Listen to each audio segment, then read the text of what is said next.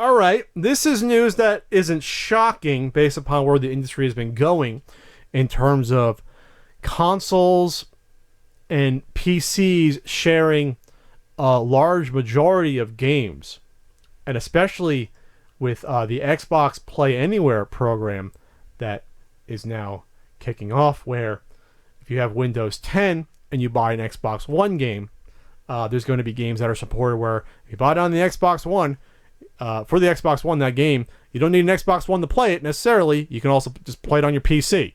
So basically, we're coming to the end, at least for Sony and Microsoft, quickly.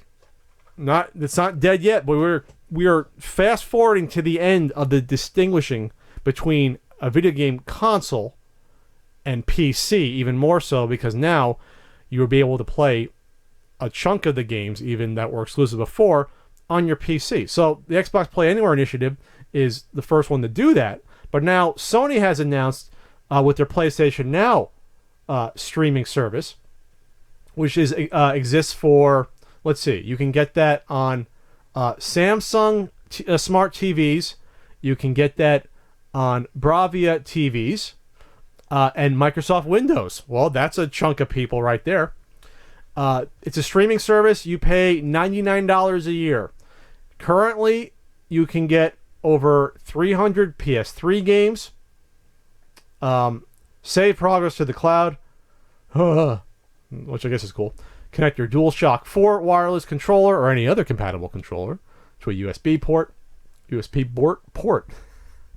So before it was PS3 games, but now Sony's announcing this year that PS4 games are coming to this service.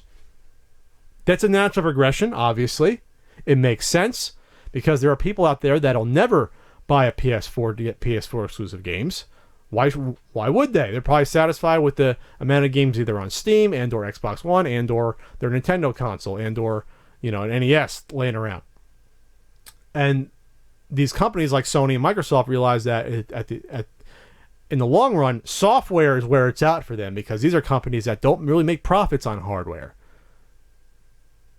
So why not abandon that altogether? These are points that people are making about Nintendo forever, except Nintendo makes profit on their consoles.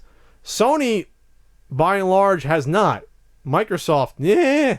So, with the Red Ring of Death, they sure did people buying the same 360 console 17 times. But, all right. There's some people thinking that this is going to start coming out in August, though, with PS4 games coming out. There's going to be a PS4 private test, quote unquote, in a few weeks. Current subscribers have been told to keep an eye out their email inboxes for a possible invite. So I'm guessing some people will be said, try out our PS4 games on the streaming service and see what you think by that. Also, smart TVs from Sony. I should have mentioned that before. And then you can play PS Now games on your portable PlayStation Vita for those out there that still are using those as well. All right. This is, of course, going to be a latency issue if you're streaming games from the cloud. Is it going to look as nice as a dedicated console? Probably not. Could you play a first-person shooter against people online and expect there to be no lag?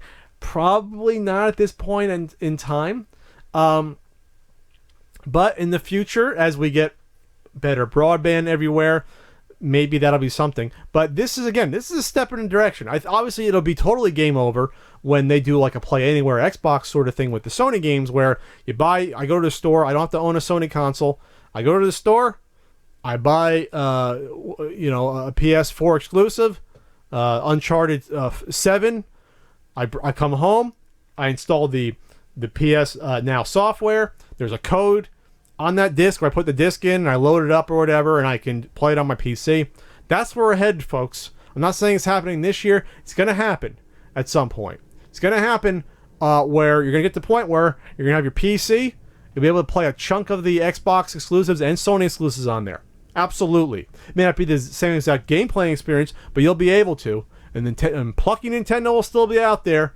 Stubborn Nintendo making their billions of dollars with their Super Switch in 2020. So right now, the three options for the PlayStation Now service, you have $20 for 1 month. Who would do that? $45 for 3 months, a little better, or you get $99 for a full year, which is kind of like a little over Amazon Prime, more in line with like a Netflix sort of pricing model, which I guess would be reasonable depending upon the number of games you're going to play on this. I don't know anyone that has the PlayStation Now program, PS Now. Anyone in the comments, let me know. Is this something cool? If you're a PS4 owner, do you feel like a jilted lover that others will be able to play PS4 games without buying an expensive console and expensive controllers? I don't know, but this at least gets us to a point where, like I said, we don't have to buy not even glorified, underpowered gaming PCs every 4 years in order to play these semi-exclusive games.